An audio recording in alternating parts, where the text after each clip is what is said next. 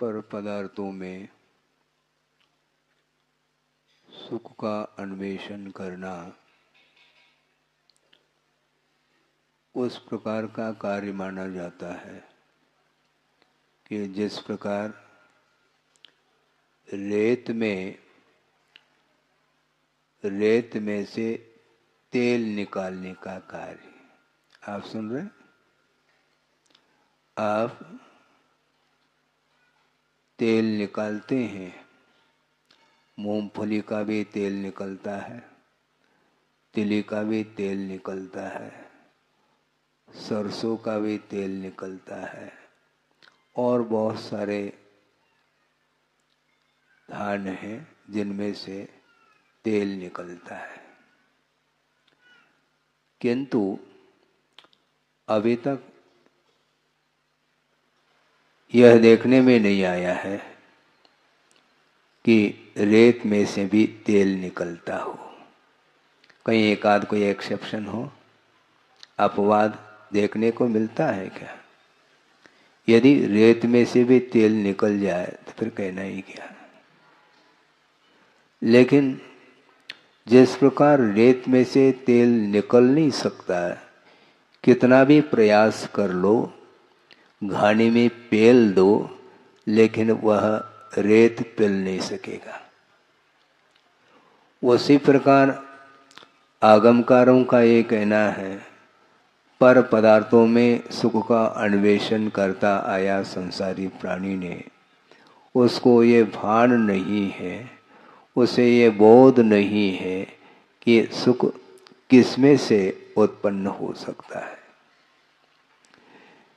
एक उक्ति हमने सुनी थी बुंदेलखंड में भी। कौन सी वो उक्ति है?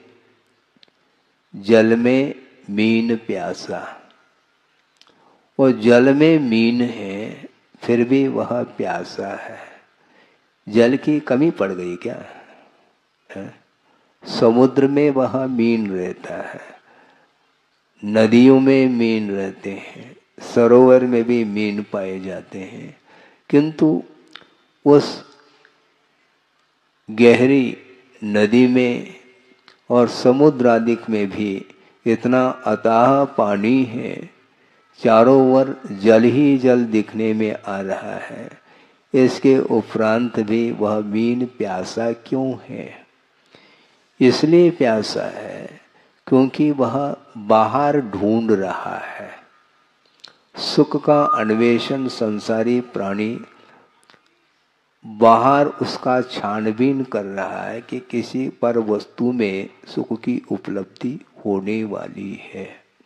यह मान्यता ये आज की नहीं है और एक व्यक्ति विशेष की नहीं, किंतु प्रत्येक संसारी प्राणी की धारणा और मान्यता है कि वस्तुतः सुख जो प्राप्त होता है वह पर वस्तुओं में ही प्राप्त होता है और इसके अन्वेषण के लिए, इसको प्राप्त करने के लिए अनेक प्रकार का वह पुरुषार्थ कर लेता है। और उसमें भी तुलनात्मक दृष्टि से भी वह सोचता है कि एक लखपति है अथवा आज व्यवसाय करके अथवा मजदूरी करके वित्त का अर्जन करके अपनी आजीविका का निर्वाह करने वाला जो व्यक्ति है, उसको भी तो कुछ सुख प्राप्त होता होगा, उसको भी होता है। तो दूसरा सोचता है कि इसके अपेक्षा से लखपति के पास ज़्यादा सुख उपलब्ध है, और करोड़पति सोचता है लखपति से मैं ज़्यादा सुखी हूँ, और अरबपति ये सोचता है मैं करोड़पति से भी ज़्यादा सुखी हूँ। अरबपति पीछे रह जाता है और खरबपति सोचता है मैं अरबपति से भी ज़्यादा सुखी हूँ। इस प्रकार सुख की मात्रा बढ़ती हुई गई है। इस प्रकार किसकी मान्यता है? संसारी प्राणी की मान्यता है। और एक चक्रवर्ती भी है, वह भी अपने आप को सुखी महसूस कर रहा है। क्यों? क्योंकि 6 खंड का वह स्वामी है। 32,000 मुकुटबद्ध राजा उनके चरणों में नतमस्तक है। इस संबंधी जो उसे सुख महसूस हो रहा है वह अन्य और राजाओं के लिए नहीं मिल रहा है वह सुख। इस प्रकार तुलनात्मक दृष्टि से सुख बढ़ता गया है, सुख की वृद्धि हो रही है। और आगमकारों का ये कहना है ये इंद्रिय जन्य सुख है बंधुओं, ये ध्यान रखना, पहले से स्पष्ट कर देता हूँ। और चक्रवर्ती के पास जो वैभव अथवा संपदा है, उस संपदा के माध्यम से उन्हें जो सुख उपलब्ध हो रहा है, उस सुख से भी कई गुना सुख किसके पास है?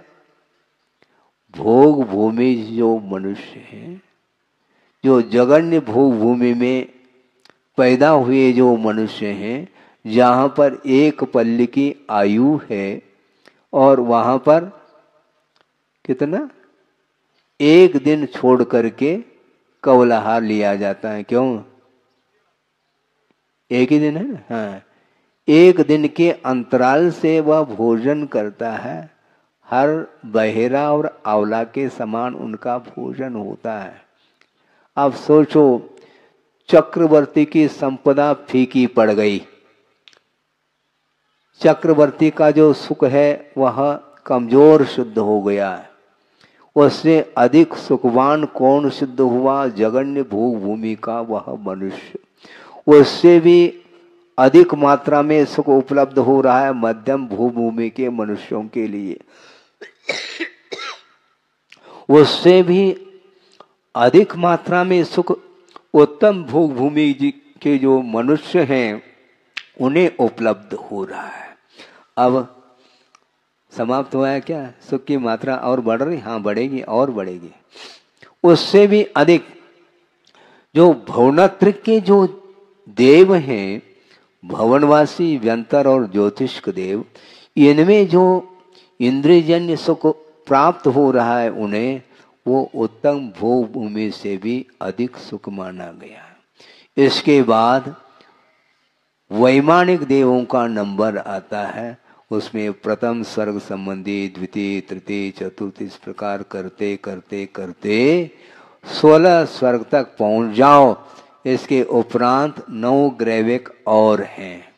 उसमें प्रत्येक ग्रैविक संबंधी जो सुख है अहमिंद्रों को जो प्राप्त हो रहा है वह ऊपरी ऊपरी ऊपर ऊपर ऊपर सुख की मात्रा बढ़ती ही जा रही है।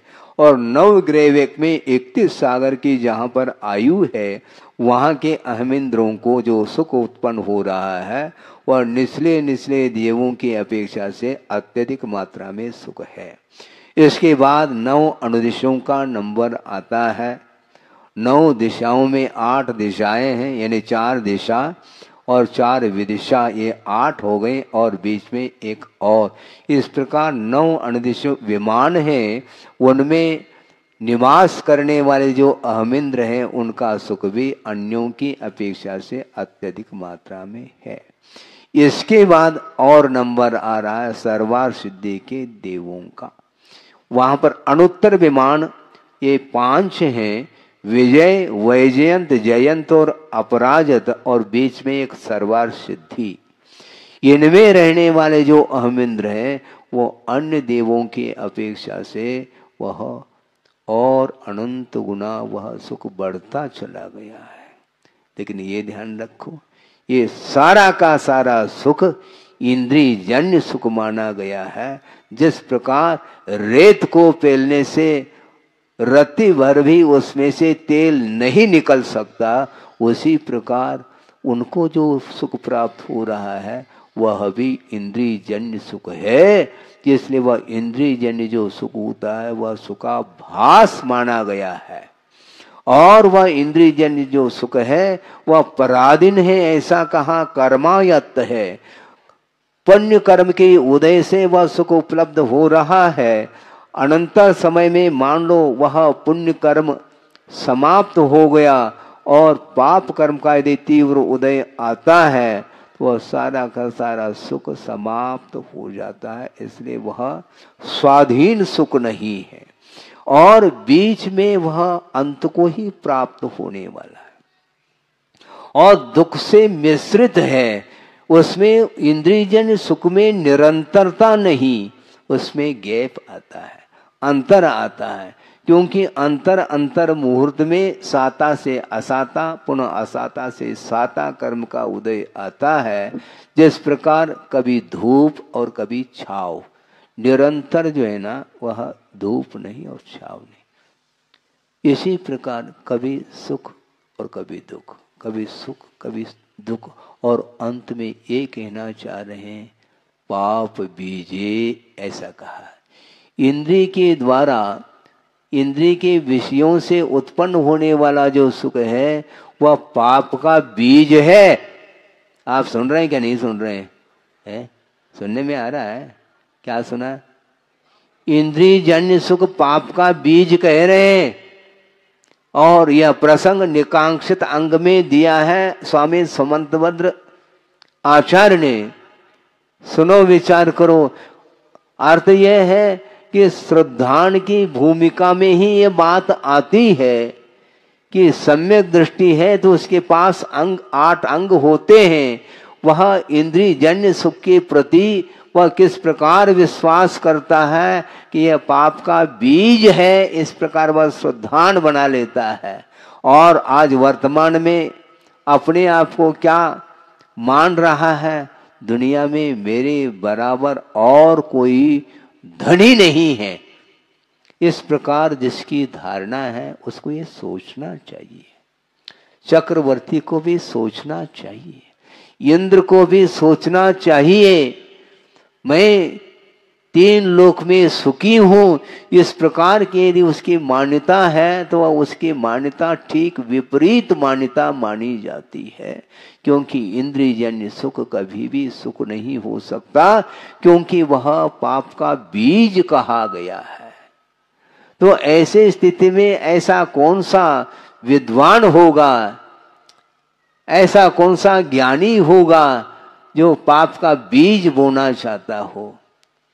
सोचो, विचार करो। कमाने में लगा हुआ है संसारी प्राणी और सारा का समय कमाने में लगा हुआ है, किंतु उसका सारा समय व्यतीत गमा रहा है। वो समय को गमाओ नहीं। व्यक्ति के उपार्जन में लंबा चौड़ा जो जीवन मिला था वो सारा का सारा विषयों में ही गमा रहा है। उससे और कौन अज्ञानी हो सकता है, ऐसा आचार्य कह रहे हैं।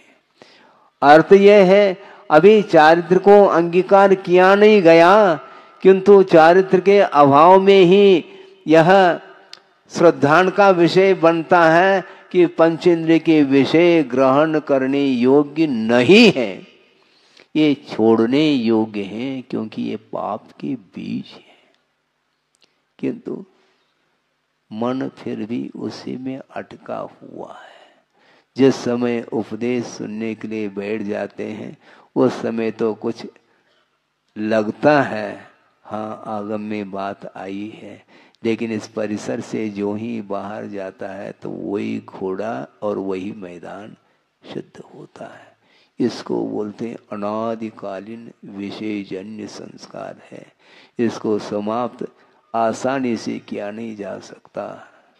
वंस मोर कह रहा है, जबकि इंद्रियजन्य सुख तृप्ति को उत्पन्न करने वाला नहीं है, तृप्तिजनक नहीं है, इसके उपरांत भी उसकी मान्यता छूट नहीं रही है। पर वस्तु में सुख ढूंढने के लिए वह निरंतर तत्पर है, किंतु जल में बीन प्यासा, वह पर में ढूंढ रहा है। जबकि उस जल में जलपान कर लें तो प्यास बुझ सकती है, किंतु पर में सुख को ढूंढ रहा है ना। आत्मिक सुख को प्राप्त करना चाहो तो वह आत्मिक सुख कभी भी पर में भूल जाओ, कभी भी नहीं मिल सकता, न भूतो न भविष्यति। इसके बाद भी और आचार प्रणीत ये विषय है, वाणी है, ये जिनवाणी है, किंतु जिनवाणी के प्रति भी श्रद्धान करना बहुत कठिन हो रहा है। कम से कम श्रद्धान तो करो, और श्रद्धान करने वाला व्यक्ति फिर कमाने में अपने जीवन को व्यर्थ नहीं गमाएगा। जितना आवश्यक है उतना ले लो, है? किंतु पल की खबर नहीं, सामान 100 साल का, ये हो रहा है। कभी भी जीवन अंत को प्राप्त हो सकता है। जिस प्रकार जल है और जल में बुलबुले उठ रहे हैं, जानते हैं उसका जीवन कितना है? उस बुलबुले का एक क्षण में, किसी भी पल में वहां फूट सकता है। और उस बुलबुले को देख करके छोटे छोटे बच्चे आनंद का अनुभव करते हैं, और आप लोग हंसते रहते हैं। देखो बच्चे की देखो स्थिति कैसे, बच्चा नादान है, वह समझ नहीं रहा, बुलबुले के साथ भी खेलना चाह रहा है। और आप भी तो बुलबुले के साथ खेल रहे हो। आपका जीवन भी बुलबुले के समान है, इसके उपरांत भी उसकी ओर दृष्टि नहीं जा पा रही। किसी भी पल में जीवन का अंत हो सकता है, उसको कोई रोकने वाला नहीं। यथा बालम तथा वृद्धम, यथा बालम तथा वृद्धम, यथाढ़ दुर्विधम तथा, यथा शूरम तथा भीरुम सामेन ग्रसतेन्त कह। अंतक बोलते हैं मृत्यु, यम, काल, वह समान रूप से ग्रस लेता है। किसको? किसको ग्रस लेता है? यथा बालम, बालक हो तो भी, वृद्ध हो तो भी, धनवान हो तो भी, निर्धनी हो तो भी, शूरवीर हो, हाँ रहो तुम अपनी जगह, आ जाओ। और डरपोक हो, तुम डरो या कुछ भी करो, तुम रोवो चिल्लाओ, कोई भी टस से मस नहीं होता, वह मृत्यु ग्रस लेता है। यदि मृत्यु से बचना चाहो तो अपने को इस संसार से ऊपर उठने का पुरुषार्थ करना चाहो। शूरवीरता का मद आ जाता है? बल मद आता है ना, हाँ बल मद, शारीरिक बल है, कोटि बट, हाँ रहो।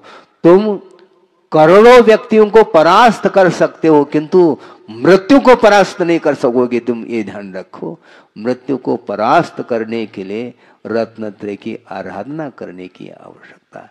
मृत्युंजयी बनने के लिए सिवाय मोक्ष मार्ग के अलावा और कोई मार्ग नहीं है, यह हम मृत्यु के ऊपर विजय प्राप्त कर सके। इसलिए किंतु संसारी प्राणी क्या क्या करता रहता है।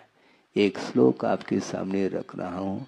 आचार्य समंतभद्र स्वामी ने शीतलनाथ भगवान की स्तुति करते हुए स्पष्ट लिखा है कि संसारी प्राणी सुख के लिए क्या क्या करता रहता है। अपत्य वित्तोत्तरलोक तृष्णया तपस्विन केचन कर्म कुर्वते भवान पुनर्जन्म जरा जिहासया त्रयीम प्रवृत्तिम समधि अवारुणत, ऐसा कहा। हे भगवान, आपने मन वचन काय के चेष्टा को रोका है। किस लिए? जन्म जरा और मृत्यु से ऊपर उठने के लिए। हे भगवान, आपने मन वचन काय की चेष्टा को रोक दी है। किंतु संसारी प्राणी पुत्र की उत्पत्ति के लिए वहां तप कर रहा है, वित्त के लिए कर रहा है, उत्तर लोक तृष्णया, यानी भावी आगामी भव में मुझे इस प्रकार की संपदा प्राप्त हो, इस तृष्णा को लेकर के वह तप कर रहा है। इसलिए उसका तप कुतप माना जाता है, वह उत्तम तप के कोटि में नहीं आ सकता। ख्याति, पूजा, लाभ, जमीन जायदाद, पुत्र, कलत्र, ये सारे के सारे जो भोग्य सामग्री हैं, जिनके माध्यम से सांसारिक सुख की उत्पत्ति होती है, उसको प्राप्त करने के लिए अनेक प्रकार का तप करता है संसारी प्राणी।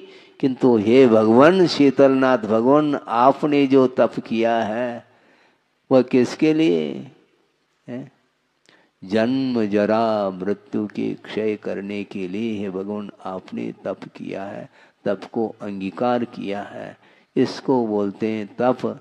इस तप के माध्यम से जो सुख की उपलब्धि होगी वह इंद्रियातीत अनंत सुख की उत्पत्ति होती है। हाँ, सुख की तुलना करते करते आपके सामने कहाँ तक ले गए हमने? सर्वा सिद्धि के अहमिंद्र का सुख उसके नीचे वालों के सुख के अपेक्षा से अत्यधिक मात्रा में सुख है, और उससे भी सुख किसको मिलता है? सुनो, जल्दी नहीं करो। उससे भी अधिक सुख श्रमण पर्याय में, श्रमण पद को जो अंगीकार किया है, अहमिंद्र के नाहि कहो, अहमिंद्र के लिए भी वह सुख संभव नहीं है। 33 सागर तक निरंतर वह सुख में डूबने वाला अहमिंद्र है, उससे भी अनंत गुना सुख एक समय में वह रत्नत्र की आराधना के फलस्वरूप सुख का अनुभव करता है। और सिद्धों का सुख कैसा है?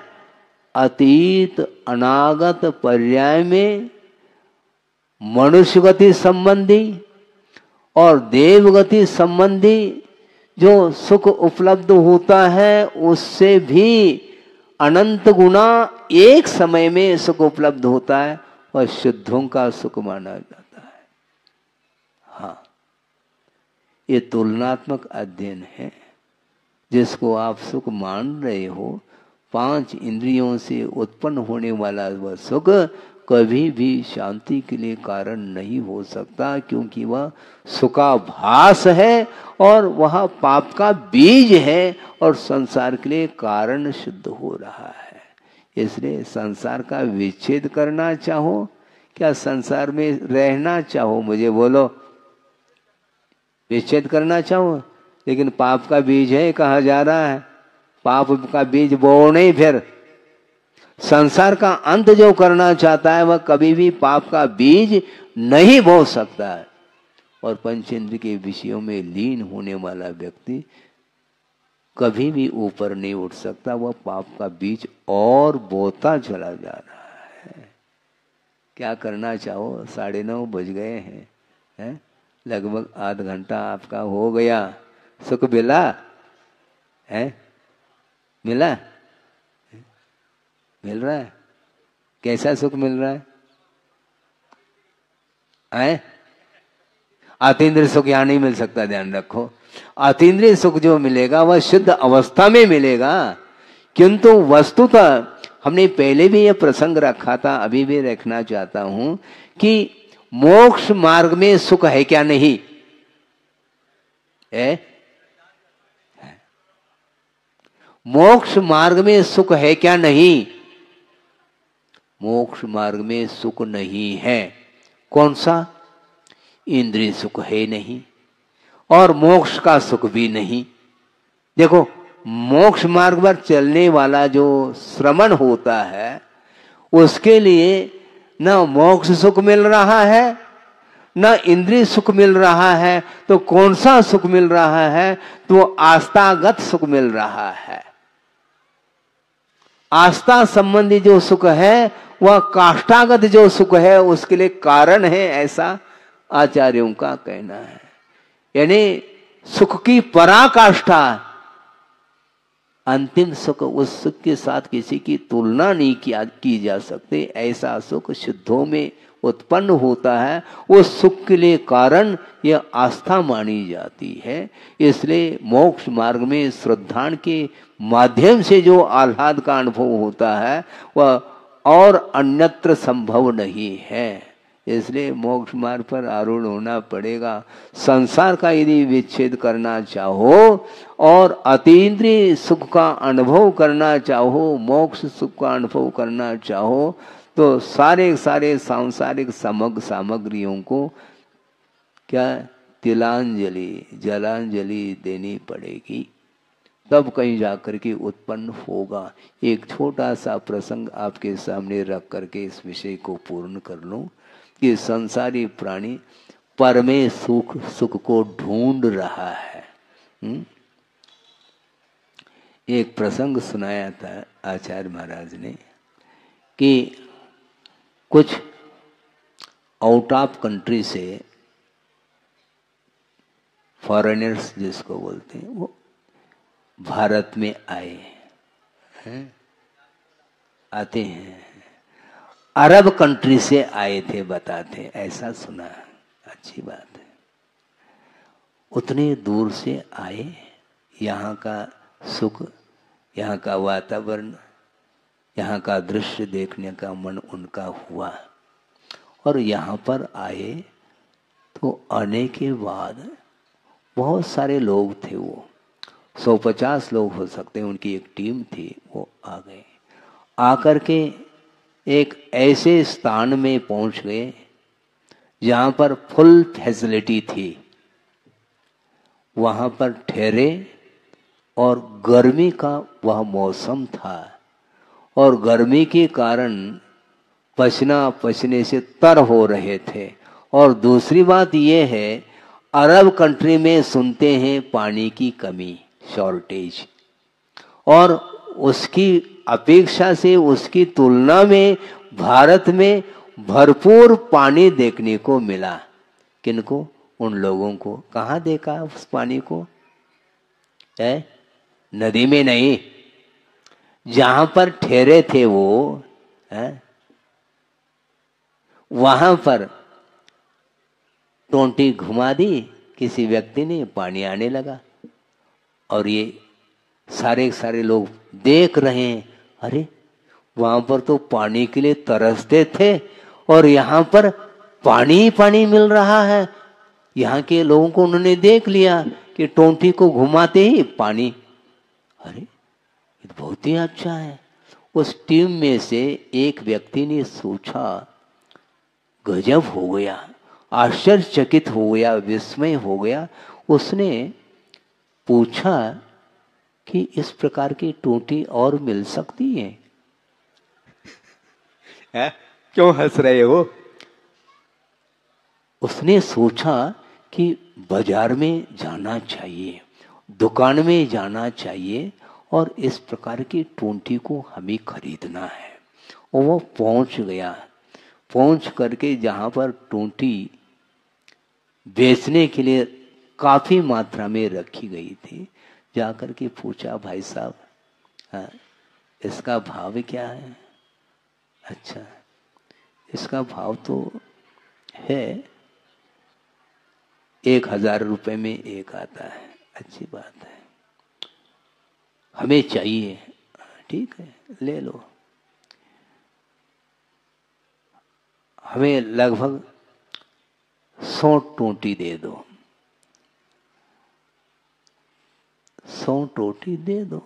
और दुकानदार हंस रहा है, मुस्कान ले रहा है और ये पूछ रहा है उस ग्राहक को, क्यों भाई साहब इतने टोंटी आप एक साथ खरीद रहे हैं, क्या कर लोगे?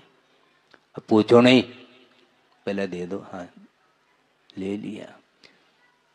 और वो दुकानदार हंस रहा था, क्यों? एक टोंटी के माध्यम से काम चल जाएगा, इतनी टोंटी लेकर के करोगे क्या? तुम्हें चिंता क्यों है? मुझे दे दो। हाँ, दे दिया। ले करके वो गया, 100 टोंटियों को खरीद करके वह अपनी टीम के पास पहुंच गया और रात हो गई।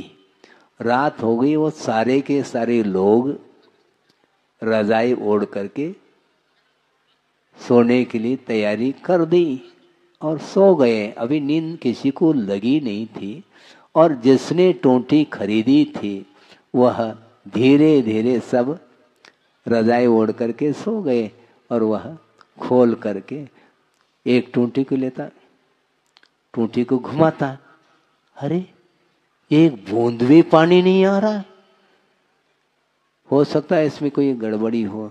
दूसरे टूटी को वो घुमाता है, तीसरे को घुमाता है, सारे सारे टूटियों को चेक कर लिया, एक बूंद भी पानी नहीं आया। वो सोचता है मेरे साथ धोखा हो गया है।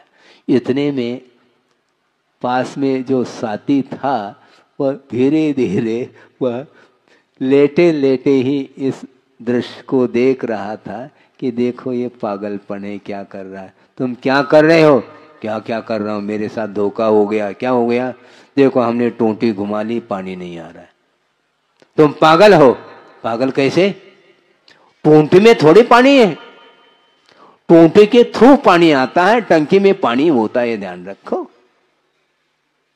किसमें पानी होता है, टोंटी में होता है क्या, नल में पानी होता है क्या, नल के थ्रू, टूंटी के थ्रू वह पानी गिरता है, इसलिए टूंटी को घुमाने से टैंक में से वह नल के थ्रू आकर के टूंटी के माध्यम से नीचे गिरता है, ये ध्यान रखो।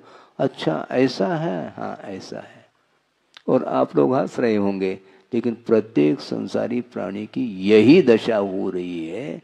पंचेंद्र के विषयों में वह सुख को ढूंढ रहा है, पर वस्तु में सुख नहीं है, इसको बताने के लिए दृष्टांत दिया है, क्योंकि वहां पर पानी की कमी थी और यहाँ पर पानी पानी दिख रहा था, तो उसने सोचा कि पानी जो आ रहा है वह टोंटी में से आ रहा है, तो टोंटी में पानी होगा, टोंटी में एक बूंद भी पानी नहीं रहता, ये ध्यान रखो। उद्गम स्थान, पानी का जो स्रोत है वह टोंटी नहीं किंतु वह टैंक है। उसी प्रकार जो सुख का स्रोत है वह आत्म तत्व है, आत्मा में से सुख आता है। पर वस्तुओं में सुख ढूंढ रहा है, किंतु सुखाभास होने के उपरांत भी अभी भी उसको बात समझ में नहीं आती, और सुबह से लेकर के शाम तक वह दुकान खोल करके बैठा है, और बेटा आया है, सुबह शाम जो है वह दुकान को खोल करके बैठा है, और बेटा आया है टिफिन ले करके, पिताजी क्या टिफिन रखो, नहीं टाइम हो गया है, टाइम होने दो, अभी तो ग्राहक के ऊपर ग्राहक आ रहे हैं, ग्राहक के ऊपर अर्थात चढ़ करके आ रहे हैं क्या, ग्राहक के ऊपर ग्राहकार्थ लाइन लगी है, इसलिए मुझे फुर्सत नहीं, अभी मुझे भूख नहीं लगी, भूख शांत हो रही है। जबकि भोजन एक ग्रास भी नहीं लिया फिर भी शांति मिल रही है। इसी को बोलते हैं आस्था। किसमें, वित्त में आस्था, सुख की आस्था होने के कारण वह रात दिन कमाने में लगा हुआ है। यह संसार की रीत है, किंतु अच्छे अच्छे व्यक्ति भी इसमें उलझे हुए हैं और अपने आप को श्रीमान मानते हैं, किंतु चक्रवर्ती को भी श्रीमान नहीं कहना चाह रहे हैं। ध्यान रखो, वस्तुतः श्रीमान कौन होता है? श्री का अर्थ लक्ष्मी हुआ करता है, किंतु वह लक्ष्मी, अंतरंग लक्ष्मी ही वस्तुतः सुख प्रदान कराने वाली है। अनंत ज्ञान, अनंत सुख, अनंत दर्शन, अनंत वीर, ये सारे अनंत ज्ञानादि जो अनंत गुणों से जो संपन्न होता है वह शुद्ध अवस्था मानी जाती है। उस मुक्त आत्मा के लिए ही वह सुख मिलता है। अन्यत्र तीन लोक में तुम ढूंढते रहो, सुख मिलने वाला नहीं। इस प्रकार गाढ़ श्रद्धा जिसके अंदर होता है वही व्यक्ति पंचेंद्रिय के विषयों को जहर मान करके उसको छोड़ने का पुरुषार्थ करता है। जो और वंस मोर करने वाला व्यक्ति कभी भी पंचेंद्रिय के विषयों को जहर के समान नहीं मानता, किंतु उसको अमृत के समान मान करके उसको पीता रहता है। इसलिए उसका परिभ्रमण रुक नहीं सकता, उसका अधपतन होता है, दुर्गति के लिए कारण है। इस प्रकार आगम में स्पष्ट शब्दों में लिखा हुआ है। इसके उपरांत भी उसको चैन नहीं, बार बार बार बार बार उसी में लगा हुआ है।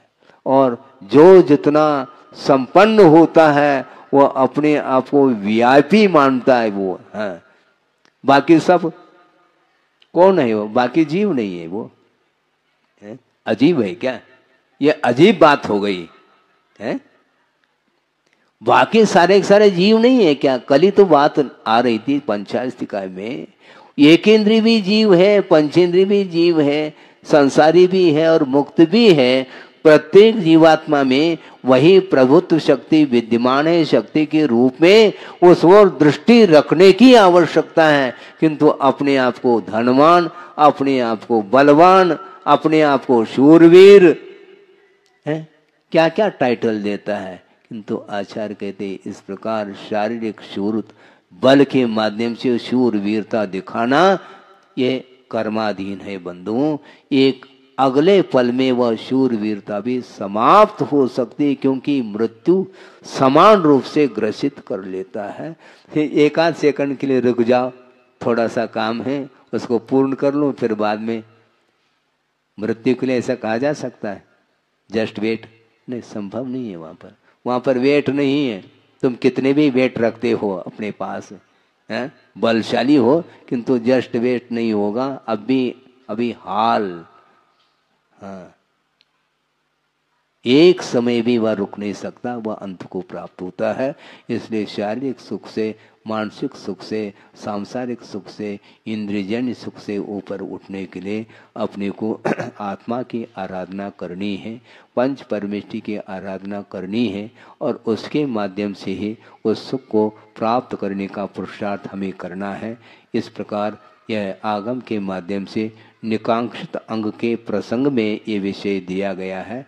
इस विषय को समाप्त करते हुए अंत में मैं इतना ही कहना चाहता हूँ, ये प्रतिदिन ये क्रम सुनने का रहेगा, सुनाने का भी रहेगा, किंतु मात्र सुन करके निकालना नहीं, किंतु आस्था के साथ धर्म श्रवण करके धर्म के प्रति अटूट आस्था रखते हुए अपने को अपने शक्ति के अनुरूप उस शुद्ध परमात्मा तत्व को प्राप्त करने के लिए वीतराग धर्म को अपने जीवन में स्थान देने का पुरुषार्थ करना चाहिए। अहिंसा परमो धर्म की जय।